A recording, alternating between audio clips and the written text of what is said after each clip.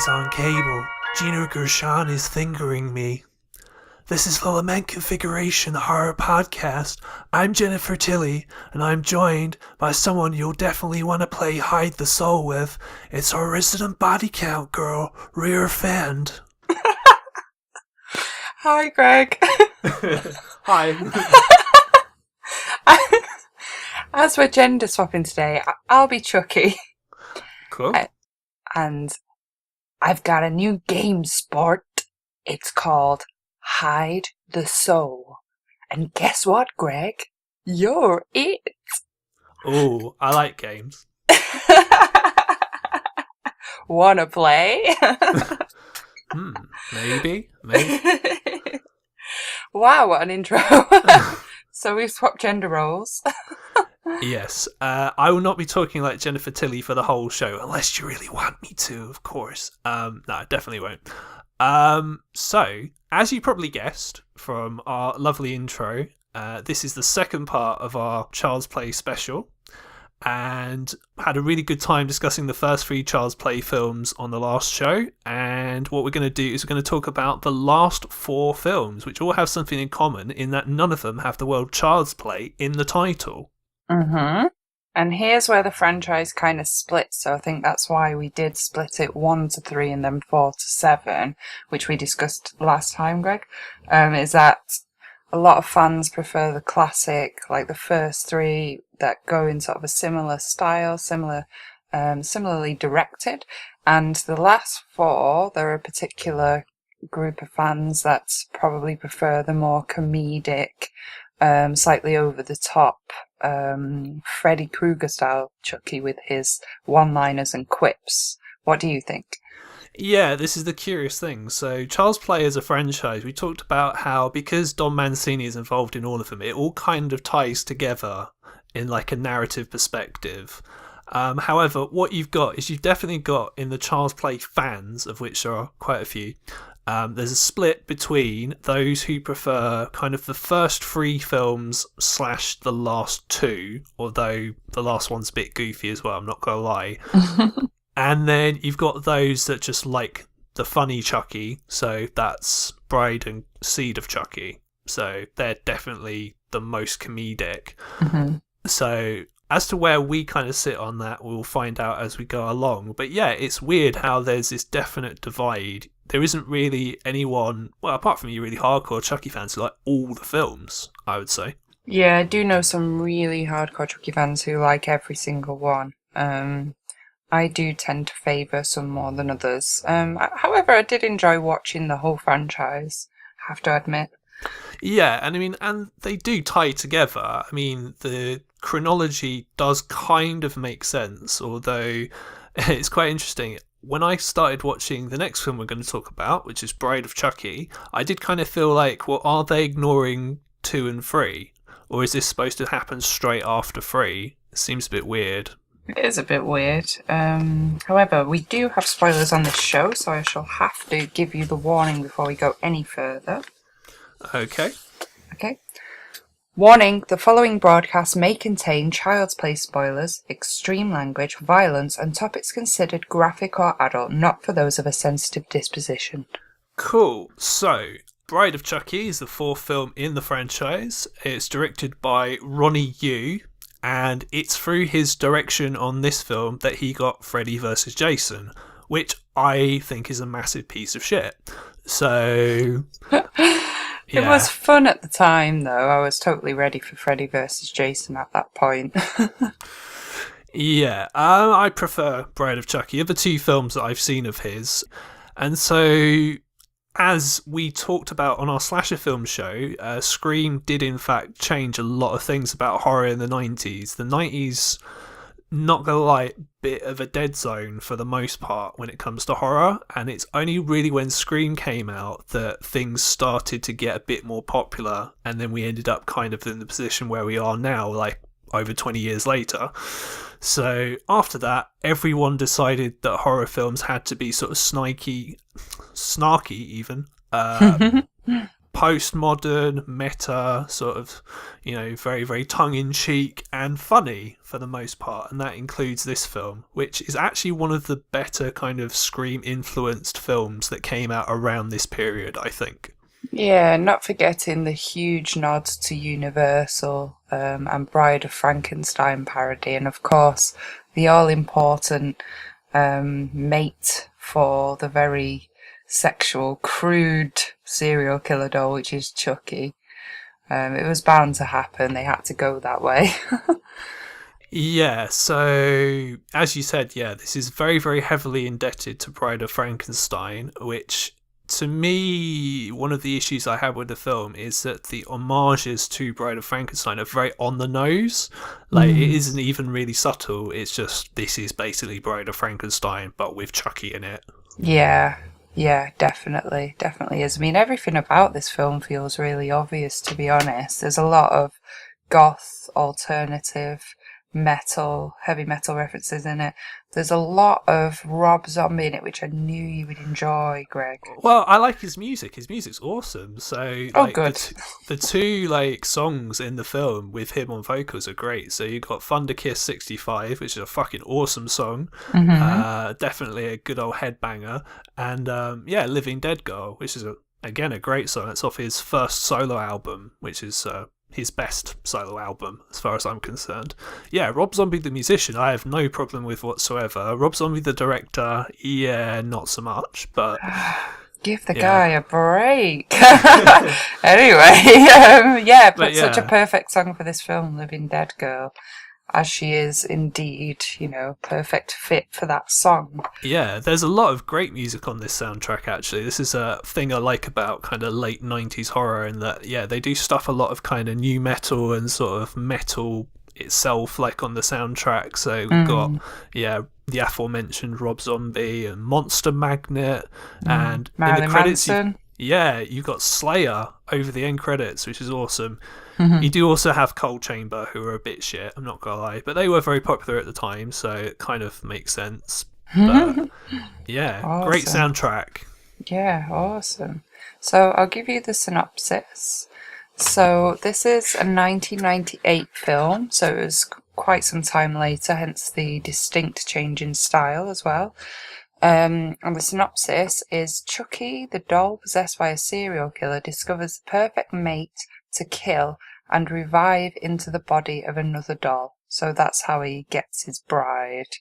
It's not too much of a spoiler, as we know that's what the premise is. He needs to find a human so he can have a doll wife.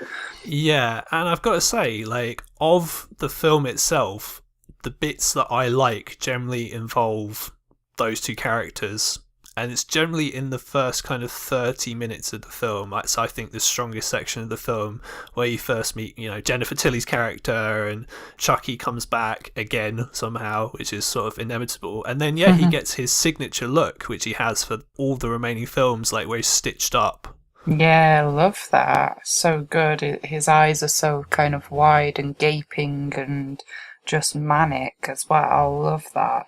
Now, an interesting start to this film, referencing a hell of a lot of other slasher films, which is like a huge kind of catch-all for fans of all horror movies alike, which I thought was a really interesting way to start it. They're obviously trying to pull in as many people as possible with this film. I mean, maybe it was worry that after such a long gap that it wouldn't do as well, or maybe it was just the period of time when it was created. They felt like they wanted to reference not only many other horror films, but also a lot of music of the era as well. What did you think to the beginning, the opening of the film? Yeah, well, the beginning is very, very meta, isn't it? So as you said, you've got this cop who he's trying to get into this warehouse and he steals Chucky, but in there you've got Michael Myers' mask, the hockey mask of Jason, you've got the razor gloves of Freddy, and you've got a chainsaw, of course, which, it's for you. Texas Chainsaw Massacre. There's a drill in there, I think. That would be quite interesting. I don't remember seeing a drill, but okay, I'll take your word for it. But those four objects, definitely. are in there, and it's just that's a bit of a way kind of ironic nod because it's like, right, so if you were gonna steal kind of Chucky, that's I guess what you would steal for some like mad kind of slasher collector or whatever the fuck this is supposed to be. I don't know. Doesn't really make sense, but oh well. To me, it looked like police evidence cabinet at first, but then there were other things in there which could have been, just part of a collection. Yes, and that in fact leads to our first death. It does indeed. So the police officer is being bribed, you find out. So he's Officer Bob Bailey, or Robert Bailey, and he's being bribed to get the doll for somebody, but you don't find out who that is initially. And then it turns out to be Jennifer Tilly. It's an introduction to her before she becomes Tiffany, and she's very badass, and she gets what she wants, and she kills him off. I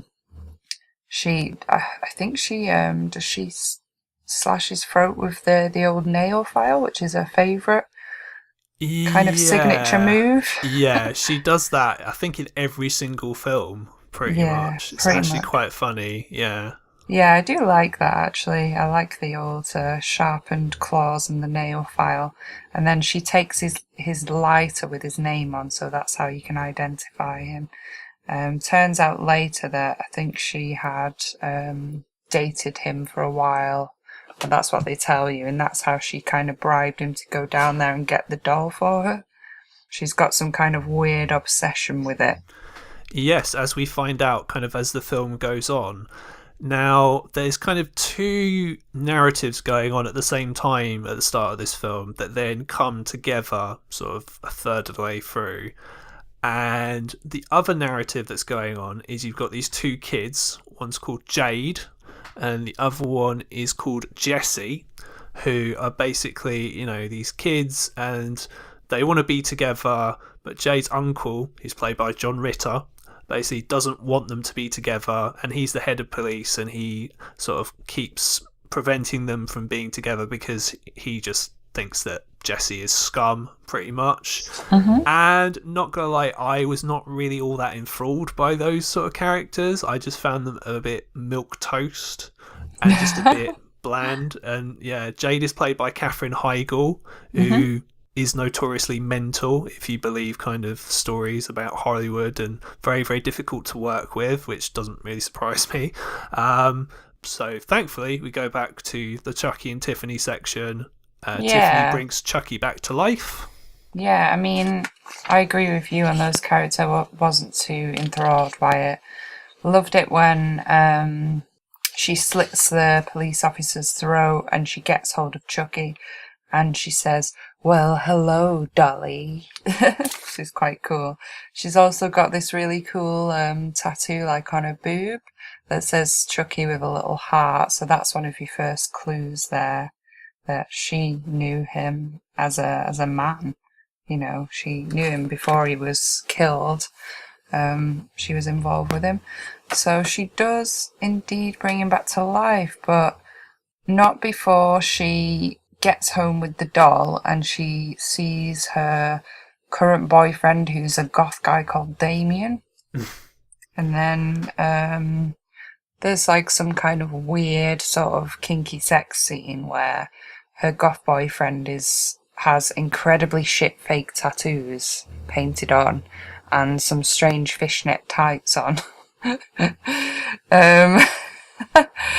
And long story short, he ends up getting his lip ring ripped out by Chucky because he sort of slags him off or says that he wouldn't be able to satisfy her in bed.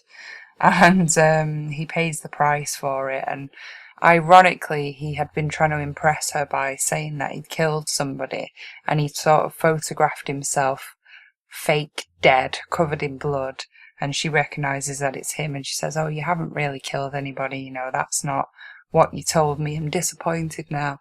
And then when he does die, it kind of looks like his photograph, so it's like a bit of a precursor to his own death. Yeah, I would say this character Damien is the one thing that, apart from the music, really, really dates this film, because he does look like a very, very late 90s kind of cyber gothy kind of guy, sort of trying to dress like Marilyn Manson or something like that. Yeah, and I remember it well. he makes the mistake of saying, "Oh, Chucky, he's so 80s, he's not even scary," which is Yeah. a big mistake. Oh, yeah. I think his head spins around again, doesn't it? I mean, that's what Chucky does when he scares people. I do like how when Tiffany brings Chucky back to life, she does it with a Voodoo for Dummies book, which Oh, is yeah. hilarious, I thought. Loved that. Yeah, there's some great humour in this. Um, so, yeah, I mean, he comes alive and then eventually, well, actually, which part is it next? Because we know who dies next, but I'm Uh, sure there's some transition to get there.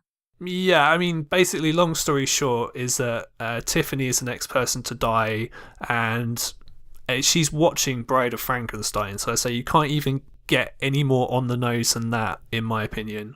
Yeah, she's in the bath, and you can guess what happens. She gets electrocuted in the bath. She ends up going into the doll, and the doll that she bought for him as kind of a joke. And she puts him in this playpen, which I thought was really cool. It's just kind of this play on the whole children's toy thing, and he's got his like abacus in there, which I just found absolutely hilarious. um, and he's got his building his alphabet blocks in there, which he spells something out on, something rude. I think it's "Kill Tiffany Slow" actually, or Yeah, he does this the speak and spell thing that kids have, and it says yeah. "bitch." Bitch. Yeah, it's so cool. So he knocks the TV into her bath, I think, and she gets electrocuted. And then he does the usual chant, and then she goes into the body of the doll, and he got what he wanted. Yeah, pretty much. And then what happens after this is there's a MacGuffin, which is the heart of Damballa, which apparently you need if you want to transfer your soul into other people's bodies, although Chucky never needed this when he was trying to play hide the soul with Andy or Tyler in the previous film, so not quite sure where this has come from, but oh well, it's a MacGuffin. So they somehow need to get to where Charles Lee Ray is buried in New Jersey, and they basically, through some machinations of plot, end up with Jesse and Jade because they're trying to get away from her creepy uncle. Yeah, yeah. There's a lot of jokes about it being the size that counts, and initially Jennifer Tilly was joking about not being into short guys and that, but obviously once she's transformed into the doll, she's the same size as him, so it's all like very sort of tongue-in-cheek all the way through. So they're off on this trying to get to New Jersey. Yeah, and one of the things that I kind of notice about the film, which a lot of people may not like, because this period of horror, a lot of people don't like it, and it's to do with a lot of the dialogue. Mm-hmm. What you find, and any screenwriters out there will know, that basically, if you want to date your film, include cultural references from the period that you're making it, and it will date horrendously. So there's references in this film to like Martha Stewart, and I mean, fuck, it was the late 90s, so there's anything kind of late 90s, this kind of snarky, kind of Kevin Williamson-esque dialogue that you kind of get. So He it does. he calls Chucky Schmucky at one point, you know, the goth guy. Yeah. Oh god, I was just like, oh. And there's so many Martha Stewart jokes which just continue into like the next film. Yeah, I mean, if you don't live in America, who the fuck is, people outside of America aren't going to know who the fuck Martha Stewart is anyway, so. I did, but it is very American. Yeah, and there's like, so there's this kind of dual marriage sort of plot going on, because the young couple, they want to get married as well. And there's also like an in reference to, Tiff makes a joke about how dated his slasher weapon is, being just a simple knife at one point, which I thought was interesting. Yeah, that was one of the things they said. It's like, that might have worked in the 80s, but, it's the 90s now, and it's like you've got to get really creative. And it's like, well, I don't know if that's necessarily true, but okay. Yeah, I did find that very funny how they're kind of referring to the first three films in that way and, two completely different decades. And like you say, it has dated it rather a lot. There's also your typical rebellious teen kind of smoking weed references, which was, in Scream and various films like that, which kind of got a little old. The old kind of 90s stoner coolness that we've seen so many times. It got old for me. Yeah, I think that kind of hit its apex with like, dude, where's my car? And stuff like that. Just Yeah. Okay, great. I Yeah. will say in this bit of the film, there is a really cool line from Chucky. So Jesse and Jade are doing this really mawkish, kind of like really sickly, kind of romantic talk, and Chucky's just absolutely taking the piss out of it. And at one point, he says, "I'll give him 6 months. 3 if she gains weight." Yeah, I thought that was terrible. Just absolutely terrible. I'm a cunt, so I thought it was hilarious personally, but whatever. Yeah, I mean, you can't hear it or see it, but I am rolling my eyes.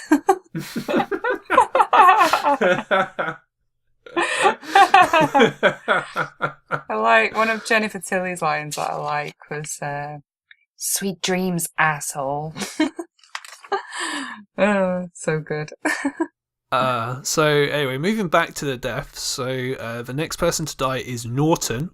Norton, the officer that's snooping around after the couple that want to elope, and he gets blown up in his car with the lighter, which is really cool.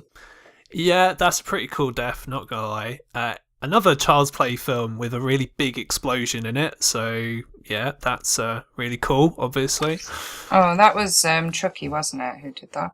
Yes. Now, earlier, this guy, Warren, who's the uncle of Jade, he is trying to plant weed on this guy, Jesse, to get him arrested, and he goes in the van, makes a big mistake, and essentially there's some weird kind of way that they do this, but Chucky basically puts a load of nails in his head, and which does bring up the really, really, really cool line, why does that look so familiar? Yeah, and very nice reference to one of our favourite horror movies, Hellraiser Pinhead style. Now that kind of reference is good, because if you know what it means, then it's like, great, it's awesome, and you're going to find it really funny, and it's not too on the nose. It's like, hey, he looks like Pinhead, doesn't he? That would be like the equivalent of like, yeah, that's great, you've kind of killed your own joke there. So I really like that kind of humour. And what I would say overall, just to kind of slightly divert from what we're talking about, I would say kind of the comedy and the horror elements actually work quite well in this one. I actually don't think one overrides the other too much. Yeah, I mean, in terms of comedy horror, I think this is like really quite famous for being iconic of that style in this period. And I do feel like even though it is really cheesy, and it's not up there with 1 to 3 for me, but I do feel like this is actually one of the standout films of the entire franchise because it has got such a lot going on in it. And even though it is cheesy, it does still get a laugh out of you, and there's a lot of detail in there. A lot of thought has been put into it. And some parts of it are just effortlessly cool. And Jennifer Tilly does really bring that to this film, that kind of coolness that it needed, this new injection of something to differentiate it from what we'd already seen. So I think it does work very well. Yeah, I would agree with that. I do, like you say, it is effortlessly cool. I would say of all the films, this one to me was the most fun. Yeah, for sure. Yeah, definitely. Because I wouldn't say this was the best one by any stretch of the imagination, but I would say that if you had to make me watch any of them again right now, given that I've seen them all very, very recently for this show, I would probably pick that one. Yeah, I mean, I Personally. agree. I thought it was really fun to watch. You get a lot of laughs out of it. It's very cool.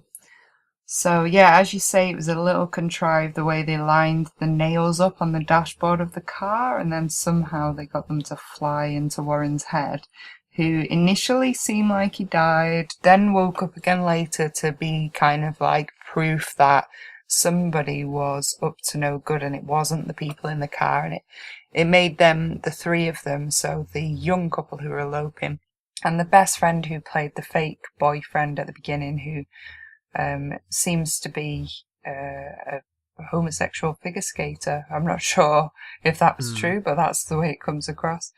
Who is like the go-between the couple when Chucky is causing problems and they don't know who to trust.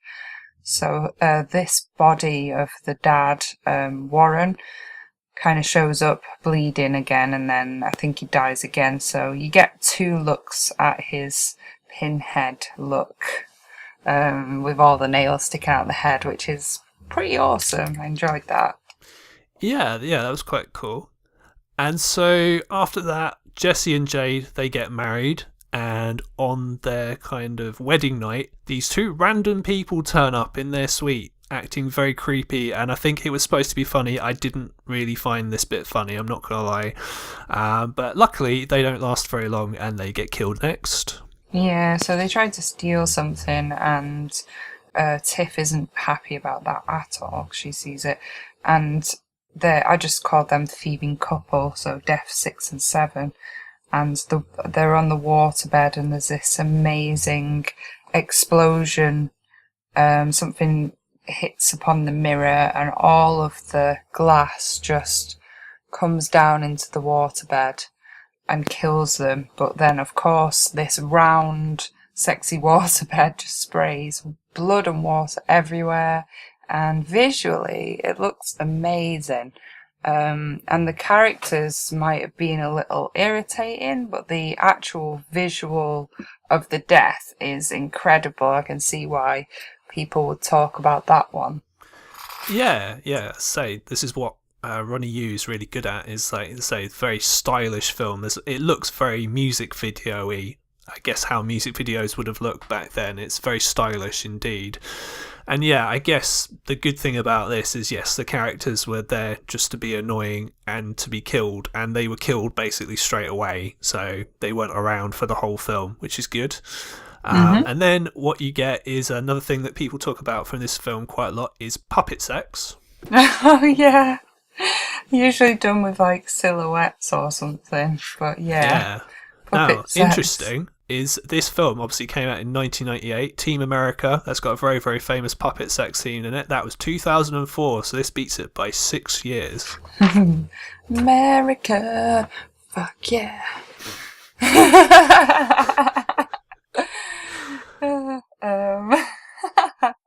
I'm going to call it Chucky Nookie. Okay, you'll see that on Facebook. And then there's this actress woman from Hocus Pocus who I really like. I can't remember her name. And she's like the housekeeper woman, and she goes and discovers the epic waterbed death scene couple. Yes, she's also in Sister Act. I haven't seen Hocus Pocus, so that's what I recognised her from. And it's it's that woman. Yeah, that woman. The lovely funny one from Hocus Pocus with the dark curly hair. I like her. yeah, she's good. And then gay best friend David, he randomly turns up, so he kind of somehow knew where this couple were, even though they're driving all the way to New Jersey. He somehow managed to get to them in the space of a night, and he's there really just to discover dead bodies, to discover Chucky, and to basically die, which he does in a very hilarious Final Destination-y sort of way. Yeah, he does indeed. Let me refer to my list. So, he is hit by a truck, and it's rather epic. Yeah, which does kind of show you why it's a good idea to look where you're going before walking into a really busy road. It's a fucking freeway, for Christ's sake. So yeah, he just wanders backwards, and then he gets hit by a truck and explodes, as you do. Slightly ridiculous, but yeah, very Final Destination, as you say. Then Then what happens after David dies? Well, basically, what happens after this point is we got to get to New Jersey. We got to get to where Charles Lee Ray is buried. They suddenly remember that, oh yeah, we got a plot to kind of move through, and then I'm not gonna lie, like the last 20 minutes or so of this film, I really wasn't all that engaged. So this is kind of from this point onwards. Pretty much, they move into this camper van. They kill, Chucky and Tiffany kill the original owners of the van, so they're deaths 9 and 10. They die off screen. We don't see how they die. They're just dead. Yeah, true. And there's some scene where they get Chucky and Tiffany to have a big argument. They crash the van. The van explodes again. Child's Play movie, once again, with multiple explosions, as they always do. And they get to the graveyard, and then they have a big fight. Blah, blah, blah, blah, blah. Wasn't really all that engaged with this, I'm not going to lie. So yeah. And then we've got death number 11, which is a grave digger, because eventually they do get to New Jersey, and Charles Lee Ray's body has been dug up, and there's a grave digger there, so they shoot him. And there's this whole fight scene around the grave, I think. Yeah, there's a big fight scene that takes about 5 minutes or so, and Tiffany gets stabbed by Chucky because they fall out, as unfortunately they have to do. And then eventually Jade shoots Chucky 4 or 5 times, so he dies again. Tiffany stabs Chucky, and it's all very confusing about her having a baby, but anyway. Yeah, so right at the end of the film, they have sex, and Chucky's like, oh, that's it. Tiffany asks Chucky, like, oh, have you got a rubber? And Chucky says, well, I am rubber, which is very true. So you're like, okay. And it's the quickest kind of pregnancy ever, because it only seems to last not even a day, really. And then all of a sudden, she gives birth to this really evil-looking kind of baby Cabbage Patch doll thing. Oh, yeah, well, they do say that it's accelerated voodoo sex. And Tiffany appears to die in childbirth at that point, but we're not sure. And at one point she says, goodbye, darling, I'll see you in hell, when he's trying to kill her and everything. So, the bit where she'd been in the oven with a black face, that was scary. That was cool. Aside from that, I think we've covered it all. There's rather a lot to talk about in this film. We've still got 3 more to get through. Yeah. I mean, in terms of this one, as I said, I like it more than the previous one, which I didn't really like very much at all, although not quite. I don't know. I'd say 2 is better overall, although, as I said earlier, I do find this to be the most fun Child's Play film. Although, to me, this is kind of the point where, for these 2 films, Chucky is kind of the main character, so he's not really scary anymore. Yeah, it's very true. I actually like them all in order, so I like 1, followed by 2, followed by 3, followed closely by 4. And I agree with you that number 4 is definitely the most fun, and it's very iconic, so I really enjoyed it. I don't think they depreciate too much in quality. They're just different, but that's the order that I like them in so far. Yeah, I mean, in terms of me preferring this to Child's Play 3, I think Child's Play 3, as I mentioned on the last show, is kind of the same as the previous 2, just a lot less good.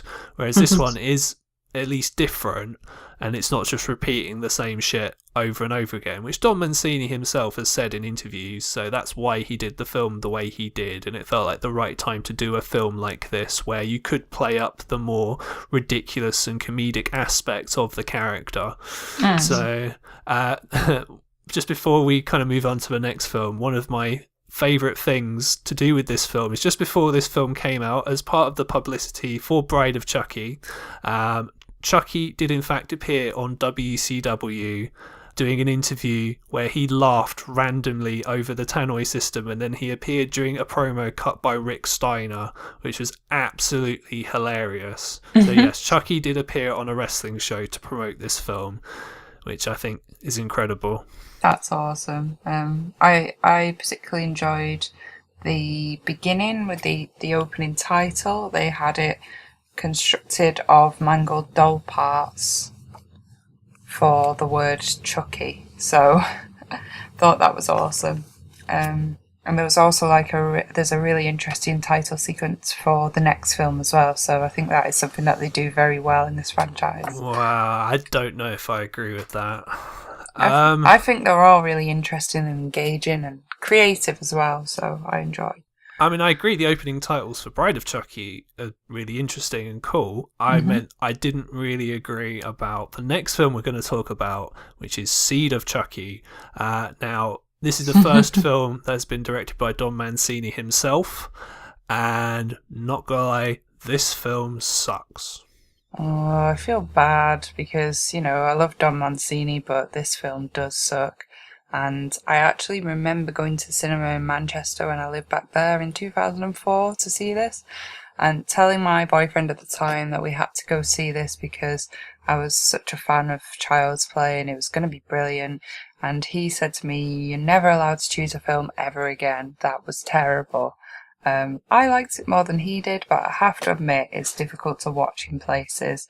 And it's also got some interesting celebrities in it, let's say.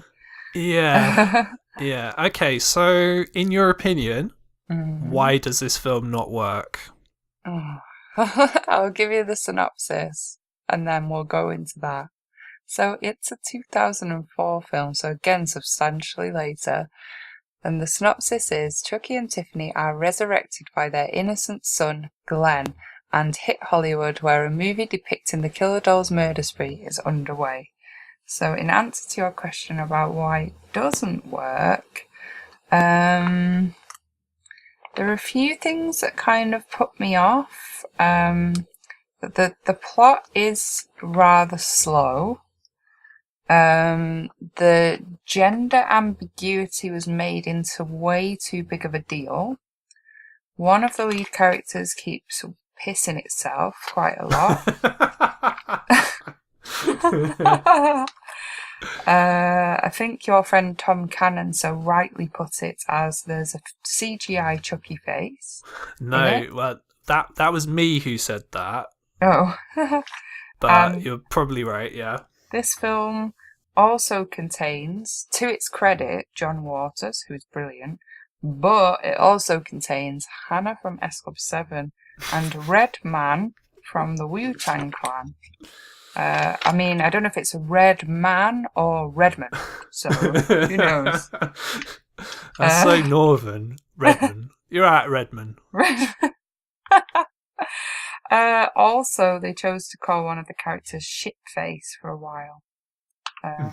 But Glenn. Yeah. I am informed that the whole gender ambiguity thing comes from an Ed Wood film called Glenn or Glenda, which I want to see. Yeah, that's correct. So Glenn or Glenda I have actually seen, and people say that Plan 9 from Outer Space, which is also directed by Ed Wood, is the worst film of all time. It's not. It's too fun to be the worst film of all time. Glenn or Glenda is arguably worse than Plan 9, but it's also really weird. So it's kind of got that kind of going for it. So it's an interesting little curio. Okay, might need to watch that at some point. Not sure if I'm in a massive rush, but well, I'm going to ask you the same question, Greg, because I just felt it was weak. But why do you feel this film doesn't work that well?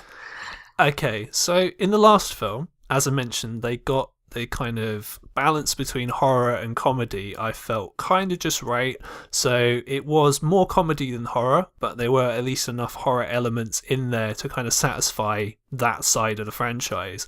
This feels like a complete diversion altogether. It's just, and it's also way too meta.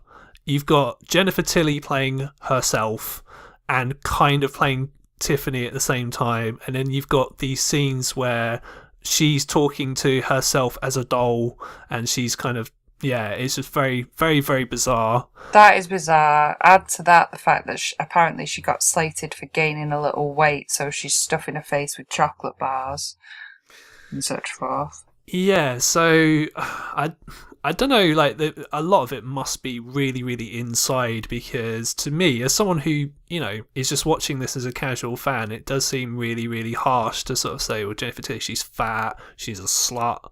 It's like, really? I mean, I guess obviously she must have been really game for it, but I don't know, it just feels a bit mean to me. Sorry. Yeah, it's a little bit much. I mean, I did find the title sequence with the sperm and a 3D fetus quite funny. And I did find the sort of innocence of Glenn thinking that his parents are actually from Japan rather than made from there, and learning Japanese, bless his heart, rather funny, because that was quite a consistent joke. Did actually make Oka-san, Oto-san. Oh god. But yeah, I mean, continue with why you think this doesn't work, because we need to know. I've got to say, so you brought up the beginning. I didn't really like the opening sort of credits with the CGI sperm. It just looked a bit shit. Like, if you look at a lot of CGI from like the early 2000s, it really hasn't aged very well. So it just looks like really shit computer generated animation, which is what it is, really. So that didn't really work for me so much. I didn't really like Glenn. He sounded too much like Russell Brand. I was going to say, he was very Cockney. Is he Dick Van Dyke in a doll's body? I mean, I don't know. All right, Mary Poppins. Is he a chimney sweep? Could be.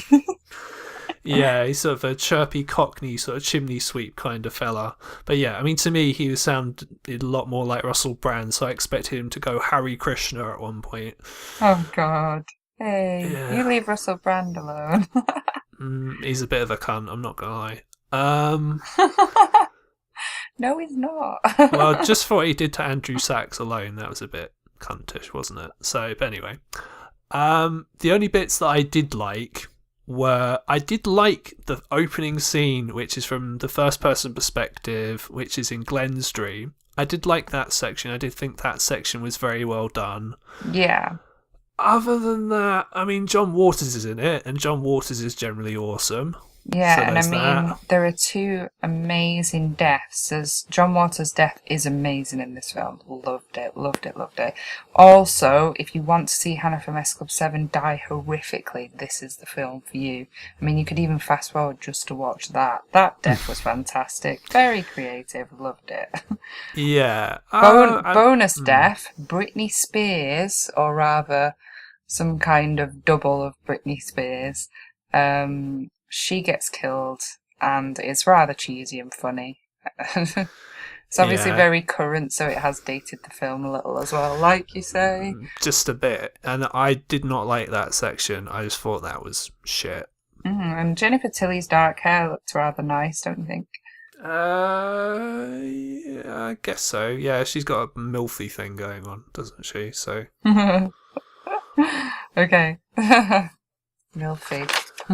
So anyway, we don't like this film, so we should probably get through this one. PDQ, shall we say? So. PDQ. So your first two deaths take place in the dream sequence. Richard, the dad, is stabbed by Glenn and falls off the banister. Yeah, and then we get nudity. We've not had any nudity in this series whatsoever, and yeah, we randomly get some. This second death. The naked wife in the shower, she slips and falls naked, boobs fully on show before Chucky stabs her. Yeah, and I mean, you mentioned that you thought the film was quite slow. I had a real problem with the pacing of this film. This film is paced horrifically badly. There is, I would say, and again, not to make it like, oh, there wasn't enough killings in it, one of those kind of things, but like, you get two deaths right at the start of the film, and then you get not a lot. You get humour, which isn't really that funny, and then you get fuckloads of deaths right at the end of the film to kind of make up for it, which, yeah, I get that. I mean, I think Mancini have sort of said that he wanted to do a lot more of a comedy than a horror film, which is fair enough, but yeah, it was a slog. I'm not gonna lie. Like, bit of a slog. All the bits with like Jennifer Tilly and Redman and all those bits with Glenn and, Chucky and Tiffany doing like abstinence, like, you know, they're addicted to killing, and it's like, I honestly do not give a fuck about any of those bits whatsoever. Yeah, I mean, it was a little slow. Third death, you've got Tony Gardner, the puppet operator, playing himself. And you can tell, like, it is obvious that he's not an actor and that he's playing himself because it's got a completely different feel to it. But all respect to him, I think it's great that he's in the film and you get to see the other side of it. It is like it's breaking that fourth wall for a while where you see the actual set and they do kind of a mock scene for it. So it's like confusing to the viewer because suddenly you're watching them filming what you're watching, which is weird. Yeah, now they gave this fake Chucky film a really shit name. It's called Chucky Goes Psycho, which is like, what the fuck? It's rubbish. Yeah, really weak. But yeah, Tony Gardner gets beheaded with wire and his head flies up into the air. That's rather awesome, like, shot. Obviously CGI, and that's death number 3. Death number 4, Britney Spears, or rather the double. She's in the car and Chucky manages to get the car crashed somehow, can't remember how, and then he says, oops, I did it again. Cheese fest. Death number 5, John Waters. Like I said, amazing. It's like sulfuric acid melting his face off, and Glenn actually does it accidentally, and Chucky applauds him for it, and he's really proud of his son. They're in a photographic dark room, and they take a photo with the dead body because they're so pleased, and John Waters' face honestly looks absolutely amazing when it's kind of eroded away. It's such a cool effect.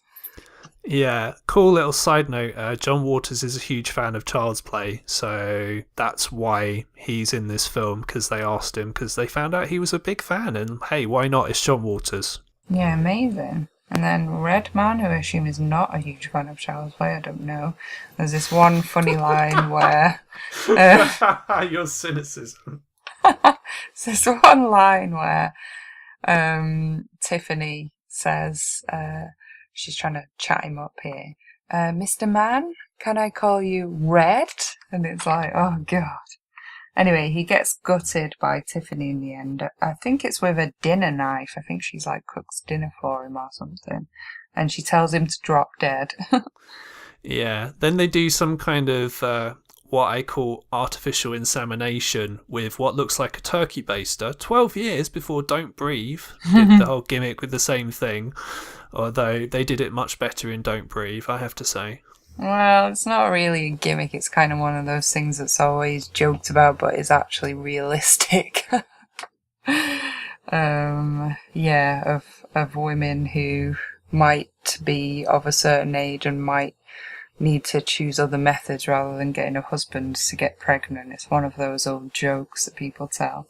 Yeah. But in this sense, it's used in a rather sinister way in horror movies, so is actually a thing that can happen.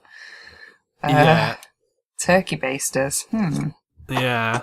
And then they basically tie up Jennifer Tilly, and that's when you get the line that I did mention right at the start of the show.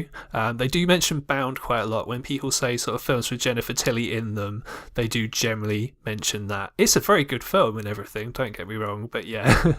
Again, I haven't seen that. it yet, but there's a rather interesting scene with Chucky getting what they need for the turkey baster, and he goes through lots of magazines for visual reference for this, and the one that he selects is Fangoria, which is actually a real horror magazine. Yeah, of course he did, yeah.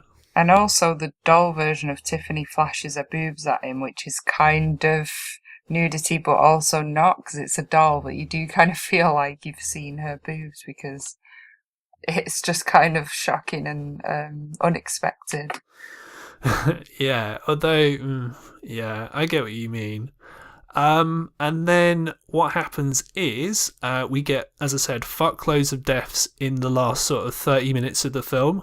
The first of which is as you said, the aforementioned Hannah from S Club 7, who Yeah. is playing Jennifer Tilly's personal assistant. Yeah.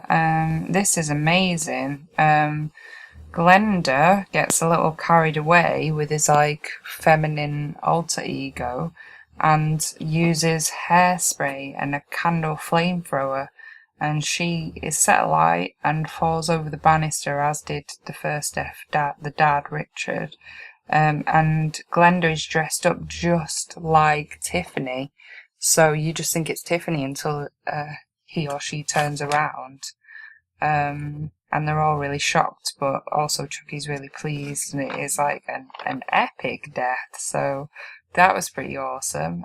Pretty glad to get rid of Hannah at this point. Martha Stewart's mentioned another few times, which is kind of annoying. Yeah. And as I said, loads happens at this point. So, as mentioned throughout the film, Chucky and Tiffany have been trying to do like abstinence. There's all kinds of like Alcoholics Anonymous kind of jokes in there and stuff like that. And then these 3 random bodies fall out of the closet. They've been killed in all these different ways by Chucky. Don't see how they die. Doesn't really matter. So that's 8, 9, and 10. And then good old, there's a number 11 is a chauffeur called Stan who gets stabbed by Chucky. Yes, now it's really weird because at this point they have in fact artificially inseminated Jennifer Tilly, and similarly to the last film, she does sort of end up giving birth very, very quickly. I say, it's a voodoo pregnancy, so it's heavily accelerated apparently. Yeah, it must be. And she ends up giving birth to twins, as you do. And basically all kinds of shit happens. You said Stan dies, and then the police turn up and they take Jennifer Tilly to hospital. And then there's a big fight. Tiffany gets killed by Chucky with an axe, but she's already gone into Jennifer Tilly's body, I think. Yeah, so that's one of the things that they do is, again, they actually do play hide the soul, Jennifer Tilly, and Tiffany does sort of transfer herself into her body, where in fact she actually does remain to this day, as right now, in the franchise. So she's been in it for over 2 films, which is actually pretty impressive, sort of continuity. She's been in that body since 2004. It's quite, it's quite good. Definitely. Death number 13, actually, this is surprising. Chucky gets killed by Glenn, who dismembers him with an axe and decapitates him. It's like a full body dismemberment, as you say. Yes, Evil Dead style. Yeah. Yeah. It's 13, but then Death 14 is apparently 5 years in the future, basically. Yeah, so Glenn, or Glenda, has not appeared at any point in the franchise since then, either because people just really hate him, which I know a lot of people do, so if he's like the Jar Jar Binks of the Child's Play franchise. So he has disappeared. Now, maybe he will come back at some point in the future, but yes, he has not been seen since this film, nor indeed have Jennifer Tilly's random children that she had. Well. So very true. Also, just a note, do you think Jennifer Tilly looks like Dieter at one point in this film? Because I did, being a big fan of Dieter Von Teese myself. But she kind of looks like that anyway, doesn't she? Yeah, to be honest, I think she looks great in this. Fuck all the haters that say she's gained weight. I mean, who gives a shit? She looks great. And then, 5 years in the future, Jennifer Tilly kills her maid, and then not really sure what happens at the end of this one. It's just a bit odd. And also, it didn't help the version that I saw this had the sound wasn't synced properly, so I didn't really get what was going on. No. Well, I mean, for me, that's about it. Hannah from S Club 7's charred face looks epic. That was impressive. Yeah, that's definitely a good place to sort of end it on, because, as I said, didn't like this one, but you got to see Hannah from S Club 7 get burnt to death, so that's always a bonus where I'm coming from. I feel as fond of that as I did when Paris Hilton died in House of Wax, to be honest. Oh, come on. She's not like it's Hannah from S Club 7. She can't be anywhere near as bad as Paris Hilton. Yeah, but she's just as annoying. Good. Okay. All right, if you say so. Okay, moving on. Moving on. So at this point, it's quite weird. So there's a 9-year gap between Seed of Chucky and Curse of Chucky. Now, as was quite commonplace at this time, there was always talk of remakes. And Don Mancini said that they did kind of talk about doing a reboot of Child's Play that was kind of a reboot of the first film, but for whatever reason that just never materialised. So what they kind of did, and people have sort of started to come out of the woodwork and say that, like, this is the best Child's Play film and that this is kind of like a reinvention of the franchise, which it is. But what they've done is, instead of rebooting it completely and kind of, well, all those films that you like that are sequels, they're all shit really, so we're just going to ignore that they happened.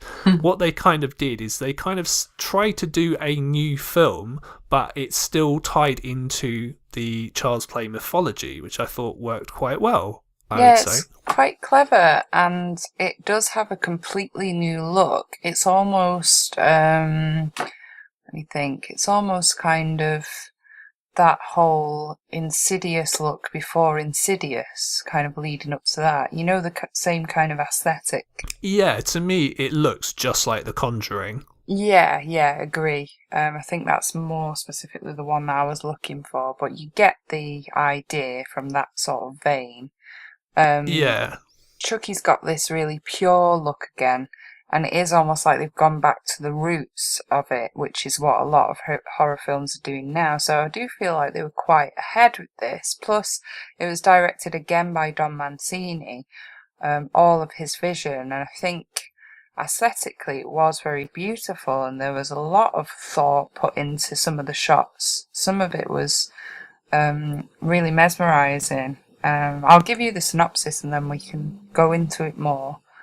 Mm-hmm.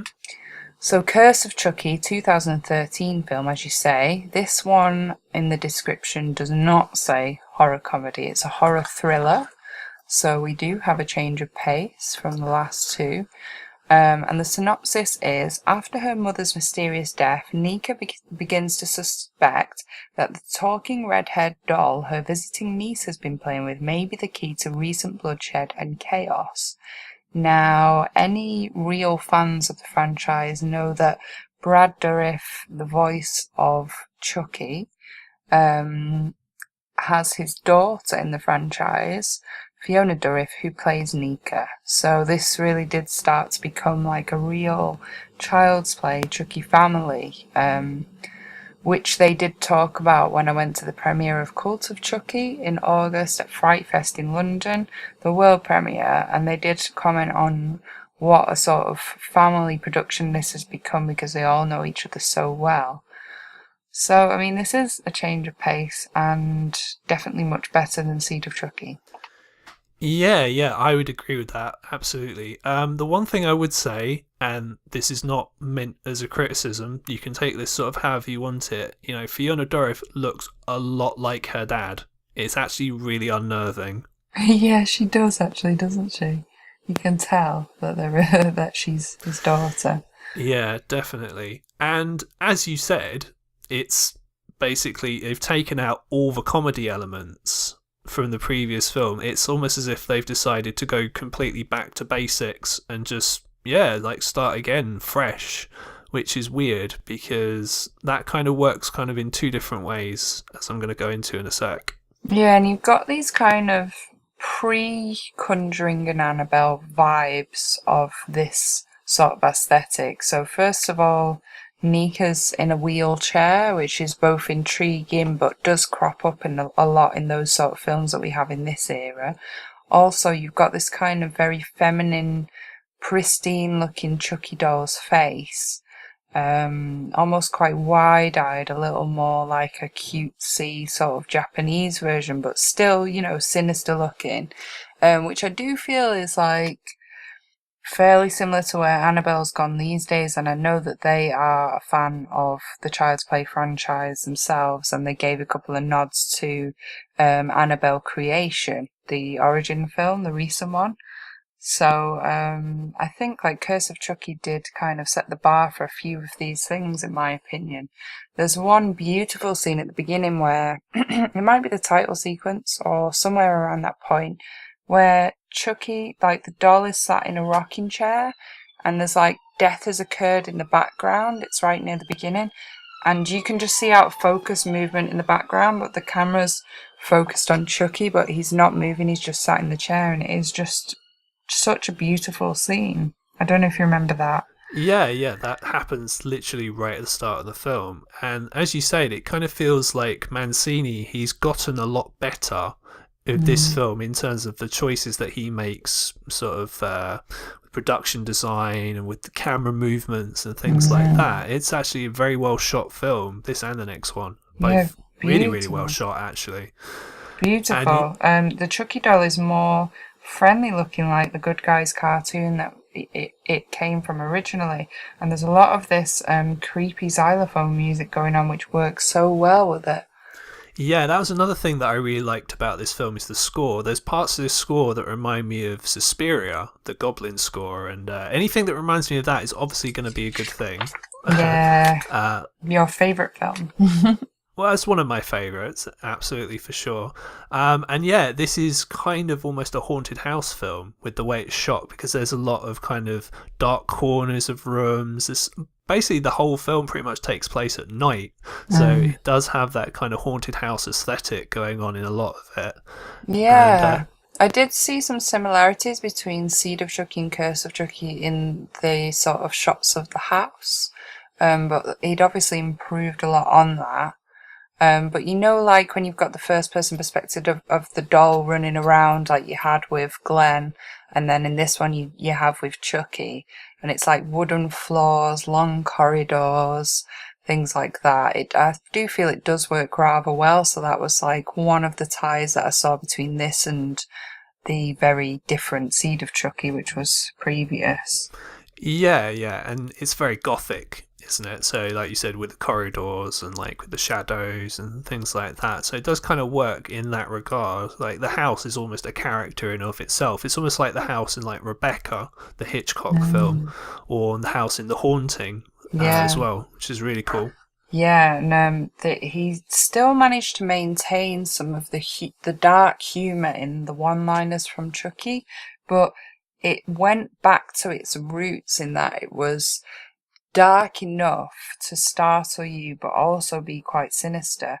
There's one part where the actual doll itself says in the Chucky, automatic voice, "Their life is short, ha ha ha," and they're like, "What the fuck?"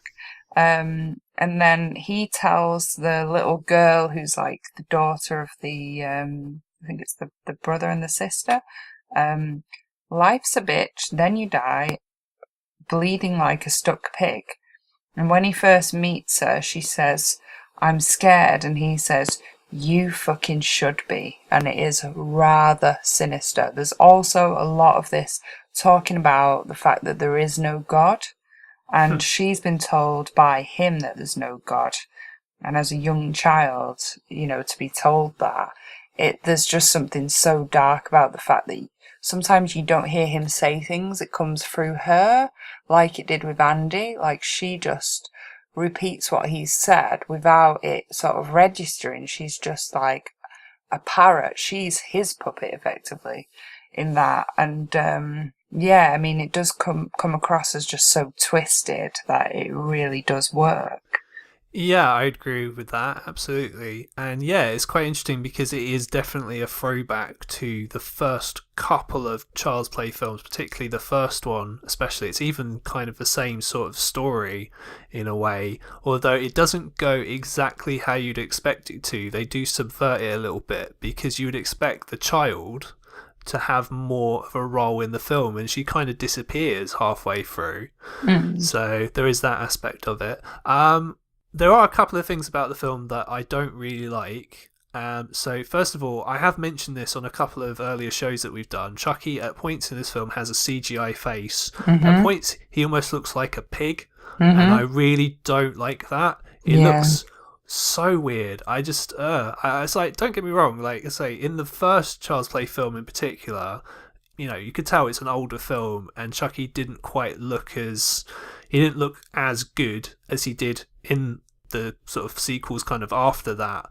But I would take that over this kind of very weird, almost overly smooth looking face. And the Yeah. eyes look very odd. I know there's a reason for that in the plot, but even after that, there's still scenes where he just looks it just looks wrong. I Yeah. don't know, I can't really explain it.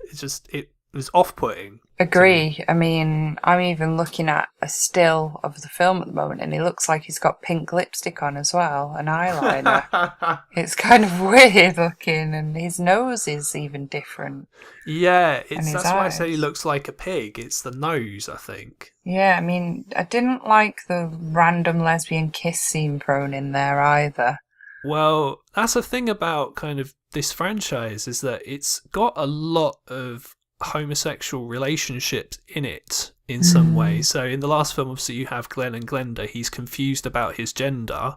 Obviously, in this one, they play a narrative trick on you because they think, oh, the husband's obviously going to be sleeping with the nanny, and it turns out it's the wife sleeping with the nanny. So there's that.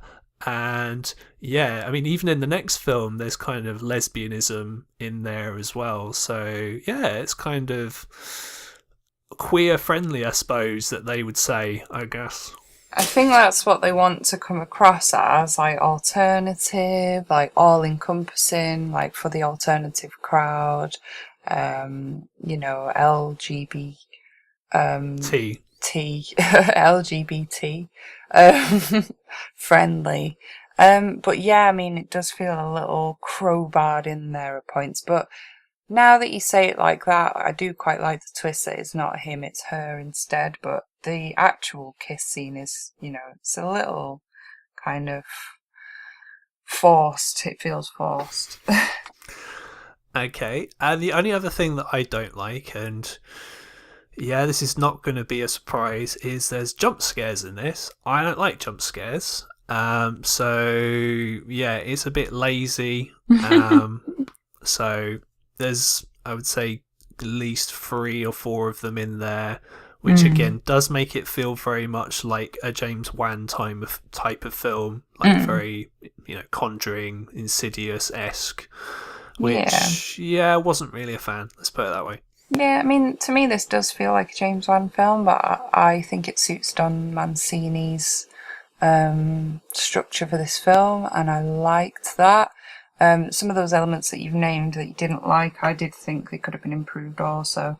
Quite liked the flashback scene, which looks rather Sin City. It was like yeah, I agree. Film noir with bright yellow sunflowers everywhere, and it was rather beautiful looking. Did enjoy that, even if I did think that the flashback was a little long-winded and contrived, but I mean, it was explained very simply. It did almost feel like you would be a bit stupid as the viewer, like they were explaining it rather too well, I think, because it was literally like a monologue, like laying everything out of exactly how it was, as if you can't just work it out if they throw you a few clues, which I resented a little. But essentially, Charles Lee Ray was a family friend back in the day, and Nika works out that it's probably his fault that she's ended up in that wheelchair and paralysed.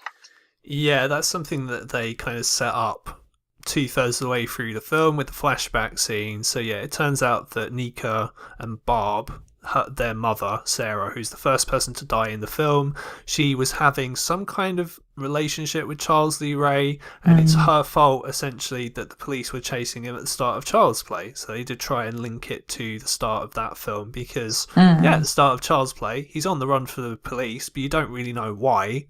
Yeah. It's unclear if he had done something literally just before. He's just on the run. Yeah, I mean, it does make sense when you watch it, and it is very clever how they've linked the two. It is a little bit drawn out. Where were we up to with the deaths? So, well, we hadn't really started. So yeah, so the first death is Sarah. oh yeah, Nika's mum, Sarah Pierce, she gets knifed in the eye by Chucky and her eyes gouged out. And then the second death, it's what they do after this is obviously they do the whole sort of we know that Chucky's evil, but the family don't know that he's evil yet. Mm-hmm. And they do this kind of cool sort of set piece where Nika is making dinner and Chucky poisons one of the bowls of food, but we don't know who's been poisoned, although I kind of thought it was pretty obvious because it's like, well, who's most likely to die at this point? All these people who live in the house, or this random Hispanic reverend who's just turned up randomly. And, I have to go now. It's like, yeah, it's probably you. Yeah, I mean, again, that scene with the food was beautifully shot, didn't you think? Oh yeah, definitely, and it was kind of very well done because they did 2 or 3 like kind of fake outs as to who you thought was going to be poisoned, where you thought people were choking, and no, actually they're just messing about. Then Father Frank had eaten this rat poison. He crashed the car, and there's definitely one person dead who gets run over. Yeah, there's like a random person just lying on the floor, like on the road, like after this car crash happens. So they must be dead. Yeah. So fuck it, we're counting that. And then he gets decapitated from crashing the car because the ceiling of the car takes his head off thanks to Chucky. Yeah. Now, after this is where you do get the first kind of old footage of Charles Lee Ray and the family. And I did think there's a very unfortunate resemblance between Charles Lee Ray and Tommy Wiseau. Yeah, I thought exactly the same thing. Exactly the same thing. But he looks really cool. Hi, Chucky. That's so cool. I love it. Well, tell me, Chucky, how is your sex life? Oh dear. So yeah, that did entertain me quite a bit, I have to say. It looks quite metal as well, don't you think? Yeah, it's like an old guy with long black hair. You know, that's going to be me in about 30 years. So it's not a bad look, Greg. No, it's pretty cool. Like it, yeah. I do like, basically, the plot of this film is, the mother dies. Nika, as we mentioned, is in a wheelchair. The mother was kind of looking after her. Sister turns up with husband, child, and nanny in tow. She kind of wants the house, and she's a bit mean to her sister throughout the whole film. She's a bit of a bitch, to be honest. And the Chucky doll's there. There's a bunch of jump scares. There's a random scene where Nika does go on the internet because she sees the dolls kind of acting weird, and she does that thing that people do in films where they go on a random internet search engine that's definitely not Google. And and obviously they've got to be in the bra and pants because otherwise it'd be no fun. Yeah, well, the nanny is quite hot, so I'm not gonna lie. So I wasn't exactly opposed to her randomly appearing in her bra and panties, sort of going. It's really funny though, going on like sort of a video sort of sex chat thing with Barb while she is literally right next to the husband. Although they do at least give Ian, the husband, sort of some kind of dignity because he's just pretending to be asleep. He knows what's going on, really. So they do kind of save him in that regard. But at this point, there's the 4th death in the film. Jill, she's on the internet. Chucky's there. Some water gets spilled. It goes to the plug. She gets electrocuted, and her eye kind of overloads through the power, and it explodes. I think it's a bucket of water that he tips over. And he actually kicks it, so he does kick the bucket, which I thought was funny. Yeah, that was quite funny. And eye seemed to be a very, very prevalent way of kind of death in this film, as evidenced by our next death. Yeah, in this film and in the whole franchise, really. They do like a bit of eye gouging. Chucky does. The next one is Barb Pierce. Her left eye is knifed by Chucky and gouged out yet again. More eye gouging. I think I have a favourite death in this film. It's the next one. Yeah, me too. It's a pretty vicious death, although it is pre-insided by Nanny Cam as a plot device. So Ian sets up a kind of small hidden camera on Chucky and then still doesn't believe that Chucky is moving, even though the doll is clearly moving on this camera and it's like clearly not being moved by a person. It's clearly moving of its own free will. And I don't know if he necessarily even believes it, even though it's happening right in front of him. So, bit of an idiot. Yeah. Ian eventually gets his jaw cut off with an axe by Chucky, which is absolutely epic. Probably the best scene in the film. Yeah, I'd definitely say it's the best death in the film. And then Chucky and Nika have a fight, which looked pretty cool. Yeah, she falls out of the wheelchair and she asks if she's dead, and she's bleeding a lot like the very first death. She's bleeding like her mother did. Yeah. And then eventually a policeman turns up, and as people tend to do in this franchise, they don't believe Nika's story, and she gets committed to an insane asylum, as you do. Of course she does. And what happens is, it's quite interesting. There's an interview that I saw with Don Mancini where he said, you know, the scene at the in the courtroom where Chucky is a bit of evidence. They wanted to do that in, I believe it's Child's Play 2, or possibly the end of even the first Child's Play film. No, that's it. They wanted to do it at the end of the first Child's Play as to explain why the mother gets sent to like a psychiatric institute. And they wanted to use that, and instead he used it at the end of Curse of Chucky instead. Okay, that's cool. Wasn't sure about the ending though. Well, I mean, Officer Stanton gets his throat slit with a nail file, so you can guess who's returned. It's Tiffany. There's more posting of Chucky in these films. Chucky gets posted again, which he does quite frequently. Yeah. So that's death number 7 is Officer Stanton. Yeah, now, I don't know if you saw this, because the version that I saw didn't have this. So the actual end of the film that I saw is Chucky gets posted to where this girl Alice is, and he puts his soul into her body, and then there's a random jump scare right at the end with the grandma sitting up with like a plastic bag over her head, which again, Chucky does like killing people that way. Yeah, well, what I got was that Tiffany posts Chucky to a house, and when Chucky arrives, it's Andy's house as a grown-up. Yes, now I didn't have this. I thought it was very clever, actually, because you just see the camera pan around and you see like family photos, and you quite clearly see pictures of Andy as a kid, the one that we knew and loved in the first film. So then you hear Alice talking about mum and dad being dead because Antonika killed mummy and daddy, and then she says to Chucky, "Where's grandma?" And he says she's in the cellar, and she says, "What's she doing?" And he says, "Nothing." And then you just see grandma at the end pop up with this plastic bag over her head, suffocating.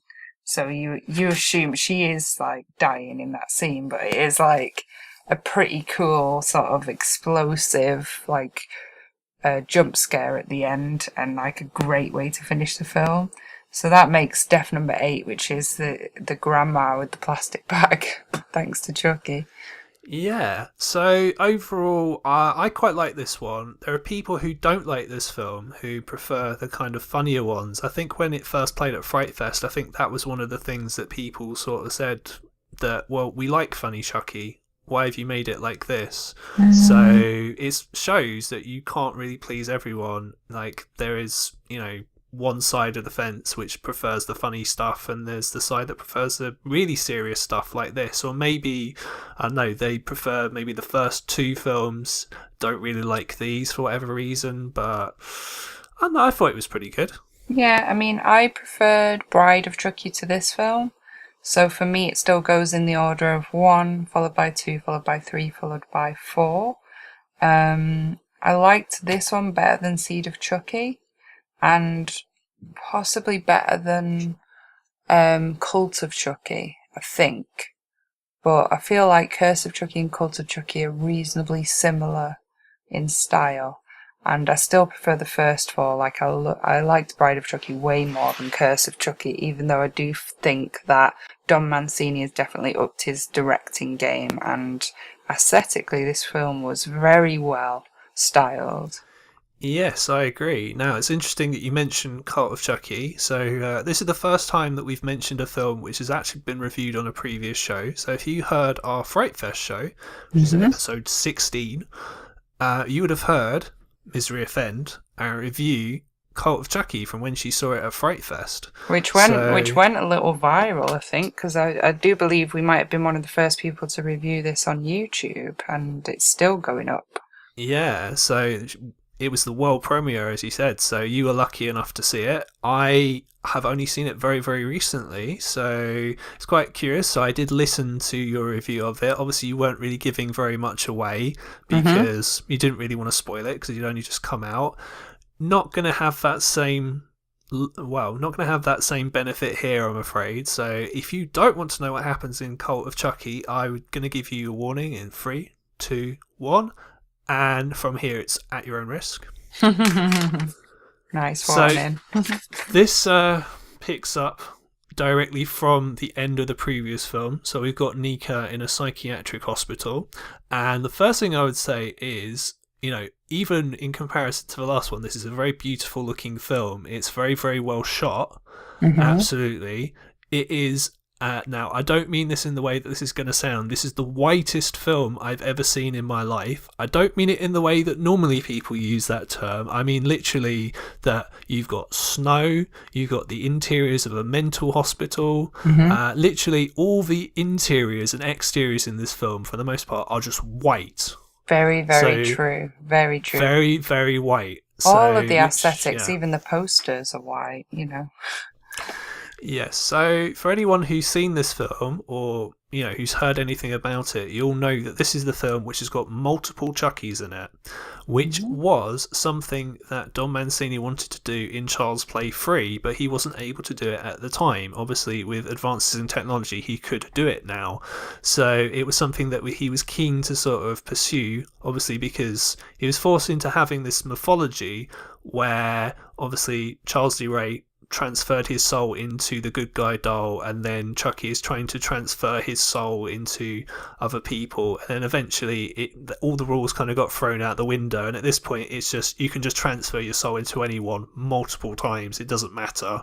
So it's kind of a little annoying that those rules have gone out the window. It kind of annoys me a little bit.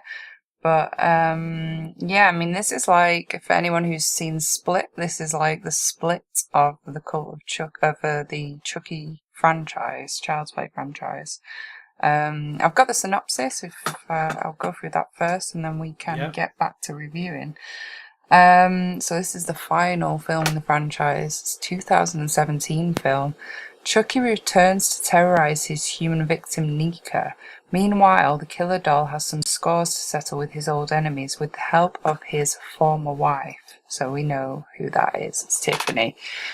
So in terms of the film itself, my thoughts on it, my thoughts are it looks very pretty. One of the things that I don't know if other people have picked up on this yet, there's these surreal scenes that take place in the film where people have these hallucinations that involve snow. And that to me reminded me of Rob Zombie's Halloween 2, which is a film that not a lot of people like, but I actually, this is going to surprise you, I actually like it more than most people. I'm not saying it's a great film or even a good film, but I do think there's a lot of visually interesting stuff going on in it. And this kind of reminded me of that in that sense. Well, stop the press, I'll take it. Compliments for Rob Zombie. Somebody inform the man himself. Greg Knox has complimented Rob Zombie. You've actually complimented him like twice in this show. It's a record. Yes. Wow. Hey, I'm a fair man. I do, when people do good stuff, I do kind of, point it out. And I said, I do like his music. I'm just not really a fan of his first few films, or 31, or... Well, actually, yeah, I'll kind of Or leave it his there. wife. Yeah, let's stop Well, there before you yeah, insult Sherry. well, again. Um, so there's that aspect of it which I enjoyed, and yeah, I mean, it looked really nice. Did I don't know. The thing with this, what I'm going to say is, it's getting a little bit goofy again in places, which I'm not sure that I like. Yeah, agree. There's some really goofy parts in this, and tonally, there's a really huge shift halfway through. So, the first half of the film is very, very serious, Mm. I would say, kind of keeping in with the vein of Curse of Chucky, Hmm. where it was all right. I was kind of going with it. A lot of the side characters, the ones you know are going to die, are like, okay, they weren't massively annoying, but they still weren't like essential characters or anything like that. Hmm. But they were dropping in sort of the references. So, for example, there's a scene where Chucky does mention this goddamn cuckoo's nest in here, because Brad Dourif, one of the first films he was ever in, is One Flew Over the Cuckoo's Nest. So there's that. Nice, nice. Plus, they're in a mental institution, which One Flew Over the Cuckoo's Nest is set. Yeah, and there's a scene where one of the patients mentions, one of them brings up mass murder. It's like, no, it's a multiple murder, not a mass murder, which is a reference to a line of dialogue in Bride of Chucky, which is quite interesting. I don't know. Yeah, they do reference back to a lot of earlier films in the franchise in this film, which gets a little inside, insider Yeah, info. yeah, because obviously Andy's back, and it's the same actor, Alex Vincent, who played Andy when he was a kid. He's now back as an adult, Hmm. and things like that. There's And references you to. got parodies of deaths from previous times. Like, probably the best death in this film is a parody of the falling mirror from the waterbed scene that we talked about already from Bride of Chucky, but it's the second death in this film, and it's decapitation by falling glass, which is done in a very similar way, and again, it's very beautiful. But yeah, I mean, that's what it is. It just looks very effective. Yeah, and I didn't know this when I first saw the film. I only found this out afterwards. But Mancini is a really big fan of Brian De Palma, and you can tell this because he uses Brian De Palma's signature split screen at one point in the middle of this film, where on one side of the screen you see Nika, and on the other side of the screen you can see what she's seeing. Which is something that De Palma does a lot, and it works really well. So I thought that was really cool and very interesting. Oh, that's cool. Yeah. But yeah, tonally, this film, got to be honest, is all over the shop. So the first half is really serious, and then it starts getting very, very goofy. And really, my main issue with the film is it all just feels very almost pointless. It feels like it's only there to set up another film. Yeah, I mean, it's a little rough around the edges, isn't it? But like you say, it's beautifully shot. Like I said in my previous review, I do feel like this is a fans' film. It's there to service the fans. I think they had fun making it. The effects are really decent. They've gone back to quite a sort of original looking Chucky with like sort of maybe back to basics with that, but then also you had the added surprise of these multiple Chuckies that all had different kind of features, hair and personalities, and all worked together, which is a pretty cool concept in itself. I'm not sure that it was as exciting as I wanted it to be, but it is very much a fan's film, and of course they shoehorned a bit more lesbian kissing action in there and got Jennifer Of course. Tilly and Fiona Dourif to kiss, which I believe is every Chucky's fan's fantasy or something like that, that they favour both of these girls. And you could just see it coming, and at this point it was getting very goofy. And there's also a point where Fiona Dourif gets possessed by Chucky herself, which I kind of saw coming, and she suddenly gains the ability to walk and gets out of her wheelchair, and she has heels on, So it does get a little far-fetched, and you stop being able to take this seriously at the end. So it's almost like they've done 50-50 with this film. 50% for the fans who like the serious stuff, and then they've gone completely the opposite way and sort of serviced the fans that like Bride of Chucky and so on and so forth. Yeah, I gotta be honest, I wasn't really sure why Jennifer Tilly was even in this film, because she just seems to be sort of really crowbarred in. She just sort of appears every now and again, and then, oh, she just turns up at the end, and her and Nika Pierce just drive away, and that's it. It's Again. like, okay. Yeah, again, servicing the fans. She's got her iconic nail file. She looks great. She was easily the best thing at the premiere. The best thing about the premiere. Fans are going nuts for her. She's naturally just really funny and engaging to watch. She's exuberant. She dresses up. She is, extra, as they say. Cool. So that's what we think of the film itself. Now, in terms of the deaths, 9. let's go. Yeah, I've Well, got yes, 9. there are 9 of them. Yes. So the first one of which is someone with schizophrenia who gets her wrist slit. Yeah, by the wheelchair spokes, which Chucky sort of makes happen. And the second one, as we discussed already, is the decapitation by falling glass of somebody called Claire. So the first one was Angela, which was the second one was Homage to Bride of Chucky, as we mentioned. Third one is Madeline, piece of spine pulled out of her mouth, which was pretty cool. It's a pretty cool idea. That was also by Chucky. Yeah.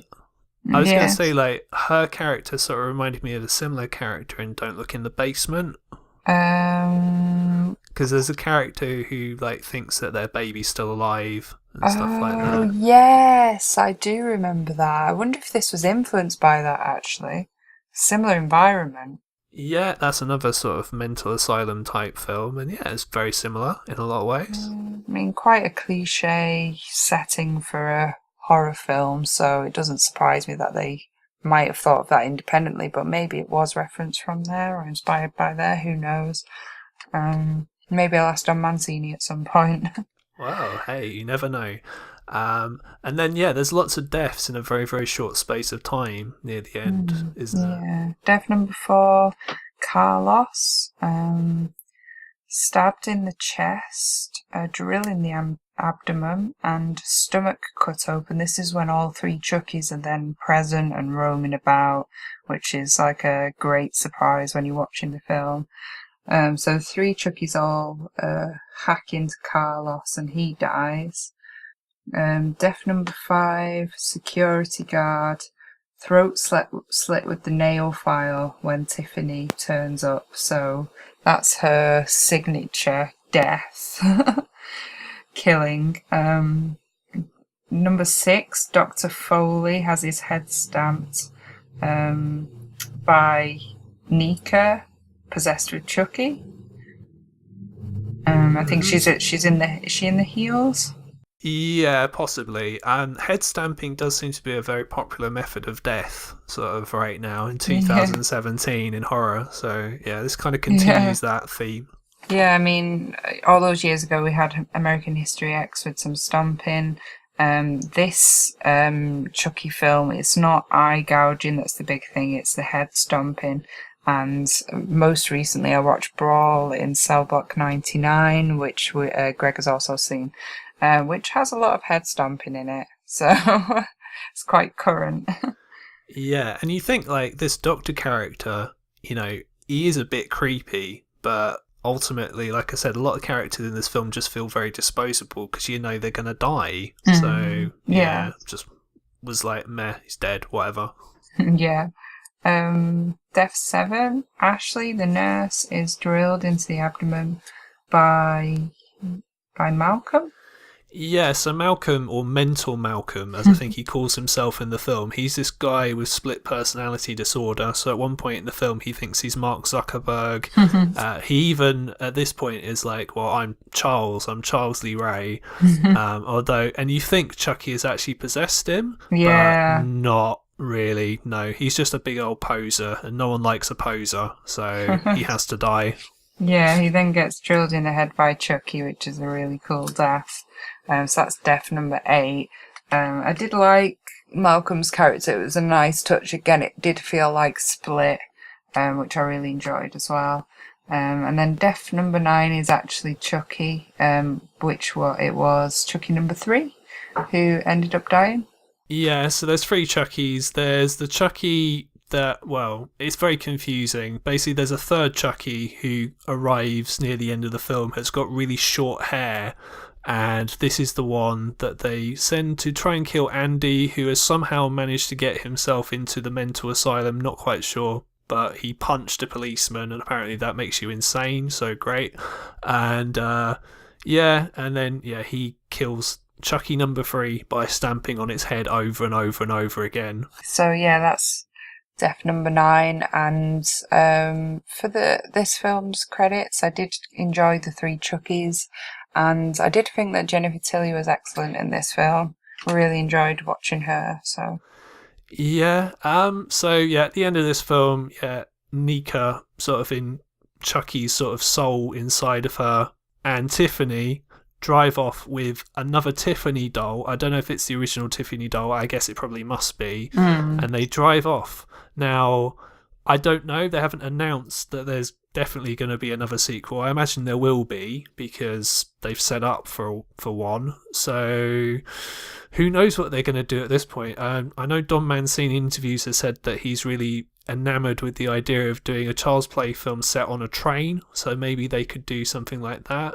Unless the train is long, in which case, it might not work quite so well. Tom Dennett Cook.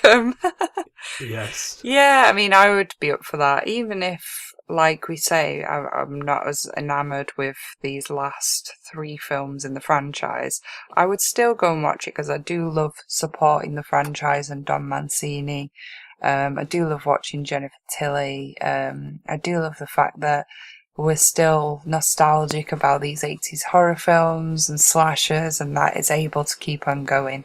So I definitely want to support the franchise. I look forward to the next one. And yeah, I mean, if they can take a different angle with it, then great. I think Don Mancini's directing gets better and better. Yeah, I mean, we're like the target audience for any more Child's Play films. I think they've kind of worked out that the only people really watching it are sort of your hardcore fans. I think in Curse of Chucky, they did try and sort of do it on the proviso that you kind of know that Chucky's evil, but you don't need to know anything about the franchise in order to watch it. Whereas this one, they've just gone fuck all that and just thrown all that completely out the window. And it's like, yeah, you're going to be a hardcore fan if you're watching this shit. So, yeah. So, I mean, I will watch it because, it's a well-known franchise. Horror fans, bring up Tom Dennett Cook. He said on our Slasher Film show that horror fans, they like to complain a lot, but they do kind of watch all this shit because you've got to watch it, because that's kind of what you do when you're a horror fan. So, yeah, we're going to watch it. Absolutely. Very true. And remember that we've watched all of the films in this franchise so that you don't have to, but it is an excellent franchise to revisit if you like slashers, if you like classic 80s horrors, and if you like horror in general. I mean, you can't love horror and not know Child's Play. Like I said, the first Child's Play is the first ever horror film that I watched. So, and that was at the age of 5. It has literally shaped my life. I've still got the DVD here where I'm recording right now, so love it. Cool. So in terms of kind of your favourite to least favourite, you've already said, haven't you? So it's 1, 2, 4, 6, 7, and then 5? Mine went 1, 2, 3, 4, 6, 7, 5, yeah. Okay, cool. Alright, so my order, if I had to do my best to worst, would be Child's Play 2, Curse of Chucky, Bride of Chucky, Cult of Chucky, Child's Play 3, Seed of Chucky. Oh, wow. You really didn't like Child's Play 3. No, it's just really boring, Rhea. Barely anything happens, and I just didn't really care. It's just, if I wanted to watch Full Metal Jacket, I'll watch Full Metal Jacket. Fair enough. Well, I liked the factory scenes, and I also liked the ghost train as well. I thought that was really awesome. And the fairground scenes. Yeah, it's not. This is the thing. I mean, apart from Seed, which I gotta be honest, there are bits of that where I just hated watching it. I don't want to watch this, but I've got to because I'm doing the show. So I've seen this fucking film twice now. Me too. It's like awful. Never watching it ever again. I'd rather gouge my eyes out and pour battery acid in my sockets and watch that again. But well, Chucky might like to do that to you anyway. Well, for slagging off Seed of Chucky. Does a Chucky. thing about eyes, doesn't he? Yeah, for slagging off Seed of Chucky, he's going to gouge your eyes out and then stomp on your head. Yeah. Ooh, anyway, what an epic episode. 4 whole films, and well worth reviewing as well. Yeah, absolutely. So that's the end of our Child's Play retrospective, and I hope you guys have really enjoyed the show. If you've stumbled across this by accident somehow on the internet, my name's Greg, and she's Rhea, and this is the Lament Configuration Horror Podcast, which we do episodes every 2 weeks on a Sunday. You can find us on Facebook under the Lament Configuration Podcast. We're on Twitter at Lament Horror. We are on YouTube, on our dedicated YouTube channel under the same name. And we're also on Podbean and TuneIn Radio. Yes, we are indeed, and I, as always, have been Death Count Girl Reoffend, that's F-E-N-D, and I am on my public modelling page, Reoffend, which is just about 500 away from reaching 50,000 followers. Thank you so much to everyone who has clicked on it. If I get a few more, I'll probably reach the 50,000 this week, I think. I'm also on Instagram and Twitter as Rhea_Fend, generally posting modelling pictures of my alternative and pin-up modelling and talking about horror. It's been a pleasure as always, and Greg and I will be planning to cover some more franchises in the future, but not before we finish out the year with our annual review for 2017 horror and also some more video nasties. So stay tuned for other franchises and classic horror that we might want to cover in this way. We got some exciting stuff coming up for you. Cool. So, can you believe it's nearly fucking Christmas already? Like, I remember when we started doing this show and it was New Year's Eve in 2016, and now here we are, it's the middle of December, and we're very, very near New Year's Eve 2017. Wow, where the fuck has the time gone? It's unbelievable. Exactly, so, yeah. That was definitely the start of something awesome, and the show is just gathering more momentum every month, really. Yes, and so we are now at the end of 2017, so you know what that means. It means that we're going to be reviewing the second half of 2017, so all the films that have come out, be it in cinema or quite a lot of these video on demand. And after that, we're going to be doing our top 10 films of 2017, so you've got all that to look forward to. And yeah, with that in mind, if this show is anything to go by, if there's one thing that we've learned over the last couple of shows, is that you just can't keep a good guy down. And remember, don't fuck with the Chuck.